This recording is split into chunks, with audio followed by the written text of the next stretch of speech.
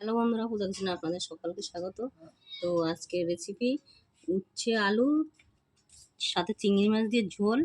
তো দেখতে থাকবে, অবশ্যই ভালো লাগবে। চিংড়ি মাছ আগে থেকে কেটে নিয়েছি আর তার সাথে একটু দিয়েছি লবণ, হলুদ, লঙ্কার গুঁড়ো দিয়ে মেখে নিয়েছি। তো ফোড়ন দিয়েছি সাদা সর্ষে। তো দিয়ে দেবো চিংড়ি মাছ। তো চিংড়ি মাছগুলো একটু ভেজে নেব।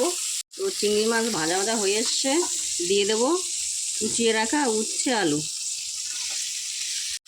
দেবো লবণ, অল্প করে হলুদ গুঁড়ো। দেওয়া হয়ে গেছে, ভালো করে কষিয়ে নেব। কেন হয়ে গেছে আর দেখুন ভাজা ভাজা হয়ে এসছে। তো আমি এখন জল দিয়ে দেবো।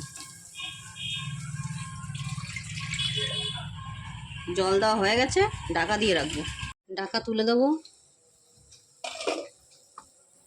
আলু আর উচ্ছে সিদ্ধ হয়ে গেছে, তো হাতা দিয়ে একটু ভেঙে দেবো। অল্প একটুখানি চিনি দিয়ে দেবো। তো হয়ে গেছে, নামিয়ে নেব। তো বন্ধুরা, উচ্ছে চিংড়ির ঝোল হয়ে গেছে। আর ভিডিওটি যদি তোমাদের ভালো লেগে থাকে অবশ্যই লাইক কমেন্ট করবে।